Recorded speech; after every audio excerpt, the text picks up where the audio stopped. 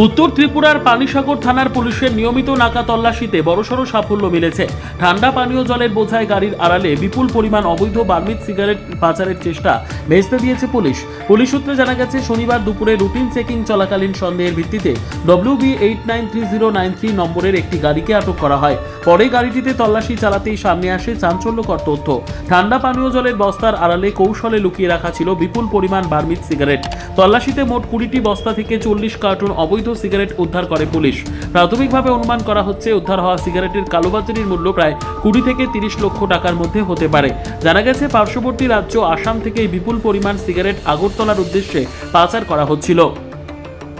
ঘটনায় গাড়ির চালক কুমারঘাটের বাসিন্দা জুয়েল মিয়া এবং সহচালক আমবাসার বাসিন্দা বিজয় মগকে আটক করেছে পুলিশ। বর্তমানে তাদের জিজ্ঞাসাবাদ চলছে। এই পাচার চক্রের সঙ্গে আর কারা জড়িত রয়েছে এবং এর পেছনে বড় কোনো নেটওয়ার্ক কাজ করছে কিনা তা খতিয়ে দেখছে পানিসাগর থানার পুলিশ।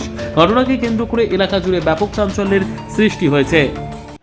আজ দুপুরবেলা যখন আমাদের ঈদের ডিউটিতে আমরা ছিলাম, তখন হঠাৎ করে আমাদের স্পেশাল ব্রাঞ্চের যে আমাদের স্টাফ আছে সেখান থেকে আমার কাছে খবর আসে যে একটা WB893093 একটা SML গাড়ির মধ্যে কিছু অবৈধ মাল থাকতে পারে, গাড়িটাকে চেক করার জন্য বলে। তখন আমরা আমাদের নাকাতে আমরা ইনফরমেশন দিই এবং নাকার অফিসার সেখানে এই গাড়িটাকে আটক করে এবং গাড়িটাকে চেক করে প্রাথমিকভাবে গাড়িটার মধ্যে কোল্ড ড্রিঙ্কস ছিল।